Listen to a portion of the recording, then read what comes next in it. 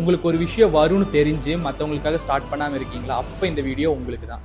ஒரு ஆர்டிஸ்ட் ஒரு நாள் ஒரு பிக்சரை பெயிண்ட் பண்ணி அவனோட ஸ்ட்ரீட்டோட கார்னரில் வைக்கிறான். வச்சுட்டு அந்த பெயிண்டிங் கீழே ஒரு நோட்ஸ் எழுதுறான். அந்த நோட்ஸில் இந்த பெயிண்டிங்கில் ஏதாவது மிஸ்டேக் இருந்தால் அதை மார்க் பண்ணுங்கன்னு எழுதி வச்சுட்டு போயிடுறான். அடுத்த நாள் வந்து பார்க்கும்போது அந்த பெயிண்டிங் ஃபுல்லாகவே ரெட் கலர் மார்க்ஸ் மட்டும்தான் இருக்குது. இதை பார்த்து அவன் ரொம்ப உடஞ்சி போய் வீட்டுக்கு திரும்ப போயிடுறான். தென் இதுக்கப்புறம் அந்த ஆர்டிஸ்ட் பெயிண்ட் பண்ணுறதே ஸ்டாப் பண்ணிடுறான். இவன் டெய்லியும் அப்செட்டாக இருக்கிறத பார்த்து அந்த ஆர்டிஸ்டோட அம்மா, இந்த டைம் நீ பெயிண்ட் பண்ணி அதே ஸ்ட்ரீட்டில் வை, ஆனால் நான் என்ன சொல்கிறேனோ அதை தான் நோட்ஸ் எழுதி வைக்கணும்னு சொல்கிறாங்க.